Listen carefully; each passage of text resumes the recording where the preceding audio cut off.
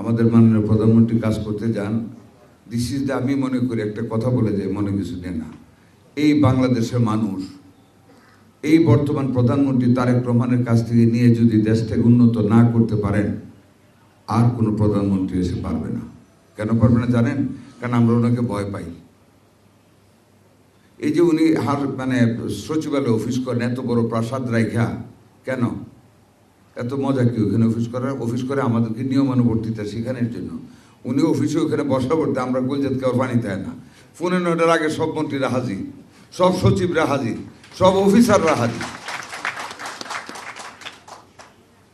এই সংসদে can you imagine, সকাল থেকে নিয়ে রাত 11টা 12টা পর্যন্ত সংসদের চেয়ারটা একটা হাফ শার্ট গায়ে বসে থাকে, হাঁ করলে হাত তুলে, তালি দিতে হলে নিজে হাত তালি দিয়ে, একবারও মিস করে না, একবার উঙ্গায়ও না ওই সংসদে। আমরা অনেক সময় উঙ্গায় যে ঘুমায়, গুম ভাব হয়ে যায়। ওনার চোখে একবারও ঘুম দেখিনি, এত পরিশ্রমী। উনি বসে থাকেন আমাদেরকে সংসদে পাঞ্চুয়াল করার জন্য। উনি গিয়ে ক্যান্টিনে বসে খান আমাদেরকে অভ্যাস করানোর জন্য, যাতে করে আমরা মানুষের সাথে মিশি। উনি ট্রাফিক সিগন্যালে থামেন, এটা কিন্তু লোক দেখানোর জন্য না, আমরা যাতে অহংকার করে ট্রাফিক থামা অবস্থায় আমরা যাতে গাড়ি চালিয়ে না যাই।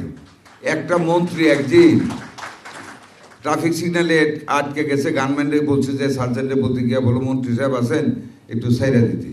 ওই কথাটা মাননীয় প্রধানমন্ত্রী কানে চলে গেছে। ক্যাবিনেট মিটিং উনি উল্লেখ করেছেন যে একজন মন্ত্রী এই কাজ করেছেন, আর যেন কোনোদিন না শুনে।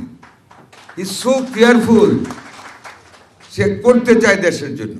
কাজে এই সুযোগ যদি আমরা হারাই, আমরা যদি ওনাকে মেটিকুলাসলি ফলো না করি, আমাদের অপরাধ হবে।